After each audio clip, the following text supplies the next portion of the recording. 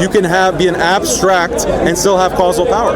Okay, well, you can't, because in order for you to be concrete, that's your claim. If you're only abstract, you can't have any causal power. But just to say whatever you're surmising is the case, you now have one Daniel who has these attributes of eternality and immortality, and then you have 1,000 other things that are just like Daniel in that they also share these attributes that only Daniel should have. So therefore, we'll say there's one Daniel. There's one Daniel and also 1,000 other things that are like Daniel. No, so there's 1,000 attributes of Daniel. That's what I mean. They are distinct and eternal.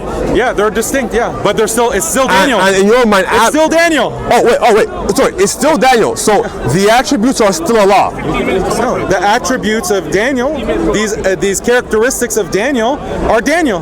They're a part of me. So in Allah's case, it's still one Daniel. You know how you used the word part just now. It's still one Daniel. That's the point. But you're not going to get 1,000 Daniels just because I have 1,000 different characteristics that are immortal. It's one Daniel made up of 1,000 things. No, I have 1,000 different attributes, 1,000 different aspects, 1,000 different whatever. Oh, sorry. No, if you want to say parts, you're using part in this equivocal way. That's the thing. But aspects insinuates parts. An aspect of me is a part of me that is not equal to the whole. In the same way that me having the attribute of mercy or love doesn't mean that there's a part of me, like a part of my mind, that is the anger part or the mercy part or the love part. Well, I'm not saying that's what we started with. I'm not trying to tell you to segment your mind, because don't forget, your mind is potentially infinite. It doesn't have any kind of concrete box around it, correct? So I'm not saying segment your mind into quadrants. I'm simply saying what does it mean to be distinct? Not the other. So in the same way that I am not you and you're not me. Yes, because we have two separate minds. We have two separate minds, but also a number of other things. The Father, Son, and Spirit have separate minds according to Christian theology. We can That's why they're three distinct gods. We can go into that now. That's why it's polytheism. We can go into that now, but just understand that by what you've just said here, unfortunately, you are admitting that Allah is compartmentalized. I don't think so. And He has other things with Him that are also eternal. In the same way that that's if I was immortal, I didn't die, imagine, and I have different characteristics, that are the same as you? Traits, that wouldn't mean that there are multiple Daniels. Haven't proven anything. Personality traits. Yeah, like anger, like mercy, like being loving, like being charitable, like being insightful, or whatever aspects of my personality that there are. Right. They're attributes of me. Okay. But one Daniel. If I was immortal, it doesn't change that there being one Daniel. As long as the attributes themselves are also immortal, or eternal in this case. Yeah, there would be. Then they are the same as you because they're not distinct from you. No, that's a jump. That's a leap. So why would they be the same as me? So they're the same as you in that they're also eternal and immortal. If I'm not immortal, they're distinct from me, right? Think about it. Yes, they are, because they're then not how you. does being immortal make them? So if I'm not immortal, I'm not immortal. My anger is distinct from me. We agree. Okay.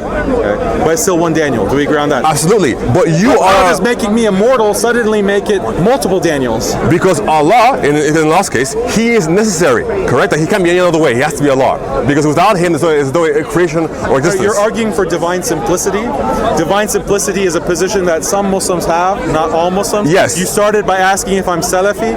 Salafis do not hold the position I'm of aware, divine simplicity. and that's why you have this problem. No, there was no problem. There is a problem. There was no problem. The problem still being, again, that your understanding of Allah causes necessary parts of Allah to exist. Meaning that either Allah is made up of things, meaning He's contingent, or the aspects of the attributes have the qualities of Allah. So therefore you have Allah, who is the God of the universe, but also you have another God of the universe, Ar-Rahman, another God of the universe, Ar-Rahim. Ar-Rahman, or the attributes of Allah do not have every attribute of Allah? Yeah, exactly. So then that means that your position then is that Allah is Allah because He is one, but then He has these attributes that when you add them all up, then you get Allah. Why can't you address the example of me as a finite being having different attributes, but it not being a multiplicity? Because Allah is very simple. Allah isn't finite; He's infinite, and you, as a creation of His, can be comfortably composites. It's okay to say that you're made up of parts. But my mind is not composite in the way that you're describing. But it's created, so it's not eternal. How is that relevant? How's that relevant? Yeah, we should move on. This is a circle. Well, again, I have made my position very, very clear. Unfortunately, because of your thinking, that is the case. However, you said you want to ask me a question about Trinity. Well, I already explained that you have the Father. 3 minutes and 3 words. Can the Father think that I am the Son? So there's a couple of problems with that. Answer. No. Can the Father think I am the Son? What makes be a you simple no? Well, again, it depends. What makes you think that the Father has thoughts?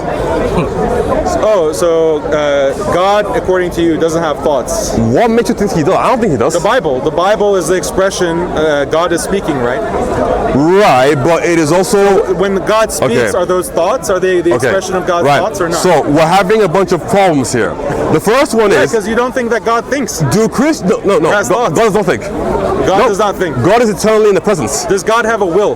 God has a will. Does God have knowledge? God has knowledge, yes. Okay, so but God I would assume... Does the Father have the knowledge that I am the Son? Okay, so again... Does God have the knowledge that I am the Son? You're conflating a few things. Why can't you say yes or no? Because what is your definition of knowledge? We're using key terms here. See, again, right? So... Proposition, like the sky is blue. Right. That's knowledge. Okay. Water is wet. That is knowledge. Okay. I am Daniel. That's knowledge. Okay. I am the Son. That is a point of knowledge. Okay. Does God the Father have the point of knowledge that I am the Son? I don't agree with your definition of knowledge because it creates issues, but even for God. With your definition, if at some stage the sky is blue, but then we go somewhere sandy and it's orange, what would Allah say the color of the sky is? Yes, the sky can have multiple colors. Right. Wait. But if we ask Allah right now, what is the color? My definition of knowledge. It does, because yours is dependent upon things occurring before they can be true. So if things can occur and there's still a point of knowledge, things can change and there's still a part of knowledge. If we asked Allah right now, what is the color of the sky? What would He say? It depends on what the color is. Right here is blue, but here, yeah. So here, in the desert, it will be orange. God has the knowledge that the sky here is blue. Yes. Okay, but if we asked him what is the color of the sky on Earth, what would he say? There's multiple different colors. If it's a nighttime, it's going to be black. And if it's if there's a sandstorm, it's going to be orange. What's your point? That's the problem with your definition of knowledge. I would say. That's a problem. What's the problem? The problem being that nothing is true. Well, if God knows all true things only in a propositional manner, then there are certain things that will be added to His knowledge later onwards. For example, in the future, if human beings can teleport, if we asked Allah right now, can human beings teleport? He would say no, because it is true that we can't. In the future, but in the future, if we can, then something gets added to Allah's knowledge that we can.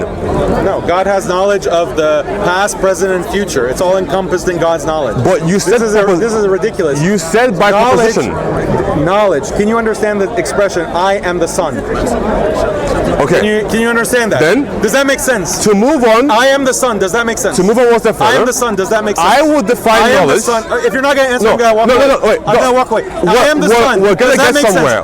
We're going to get somewhere. That sentence make sense? It's ambiguous. It's ambiguous. I am the Son is ambiguous. Yes. How? What son of what? A person. I am the Son of God. Okay. Does that make sense? Yes or no? Okay. Does that make sense? Yes or no? From a Christian point of view, it does. Yes or no? You can't answer my question. I answered your questions. You didn't answer one question I asked you. I am going to answer your question. I am the Son of God. From a Christian point of view, yes. Now, let me tell you what I mean by knowledge. Absolutely, yes, I am. So then it makes sense to you. Yes. I am the Son of God makes sense.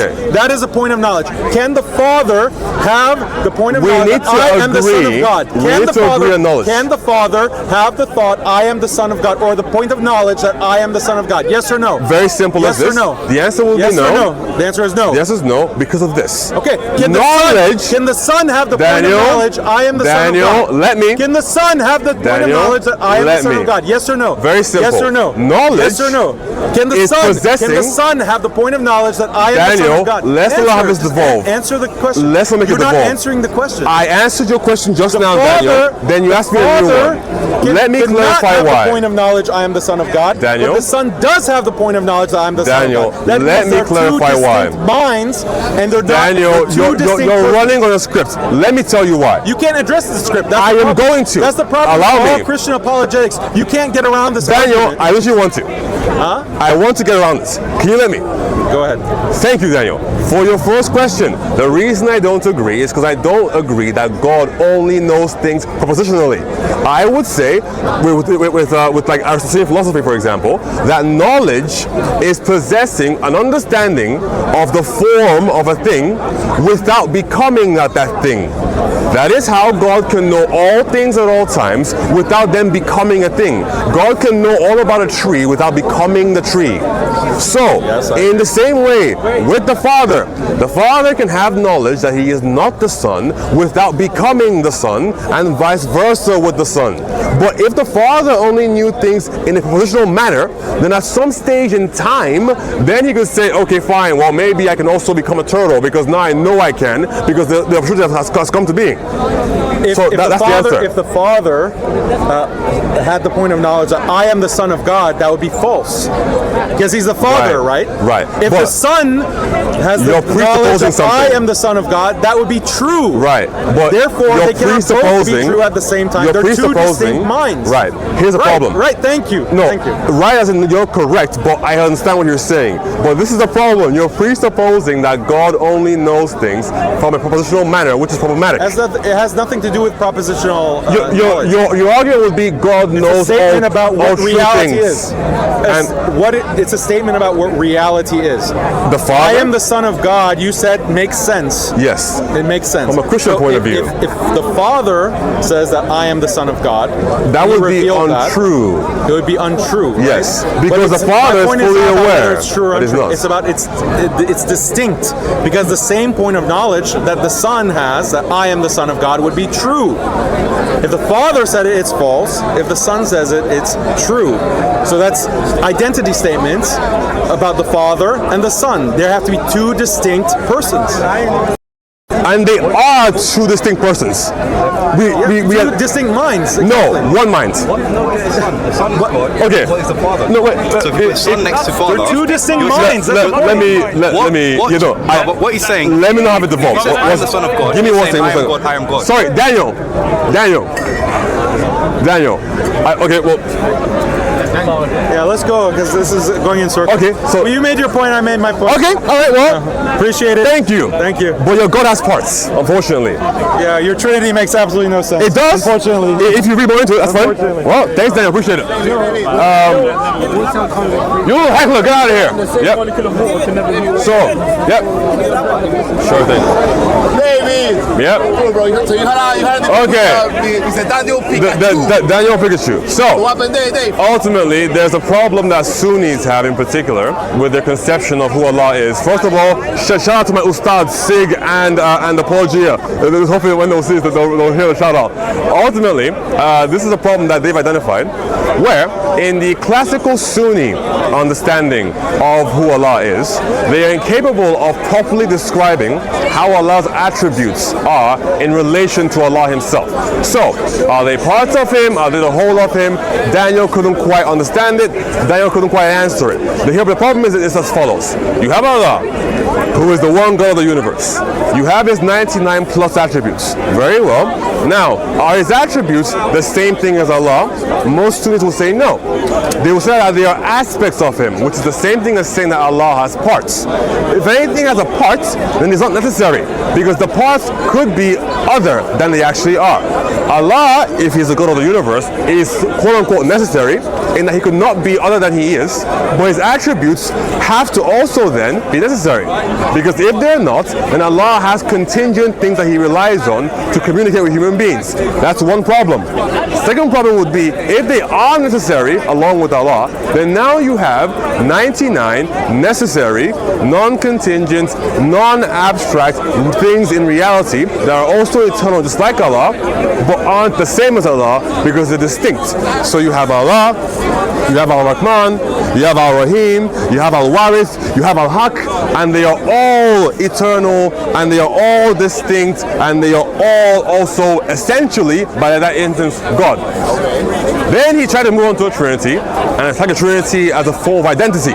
So the problem here is that his understanding of what knowledge is something called propositional.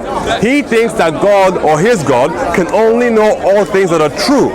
And that is a horrible terrible way of describing God's knowledge, because then things come into being at a certain point in time. For example, before there was any creation, did God know that there was a creation? Ultimately, if you hold that position, then the answer will be no, because it didn't exist. That would then mean that God didn't know about it. Now, when God created a thing, then he must have added things to his knowledge, which we hold is not the case, because God is omniscient. And so he attempted to then say that if that is the case, that then the Father should know that he is not the Son, and the Son should know he's not the Father.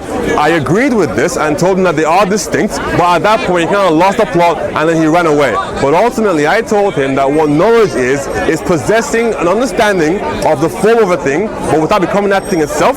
Therefore, the Father can possess an understanding of who the Son is without becoming the Son, and then vice versa with the Son and the Father. But ultimately, Daniel, this isn't Daniel's area of expertise, and he just made a bunch of statements that are a little bit shirky, because he called the attributes of Allah an aspect which are the equivalent of the parts. So now he's admitting that his God is made up of parts like a giant Lego brick. So again, shout out to him for actually entertaining the conversation. It's not really his wheelhouse. He's more into conspiracy and other kinds of polemics. But ultimately, you can see that the folly in the Sunni understanding of who God is. And Daniel showed that firsthand. All right. Thanks, guys. Sorry,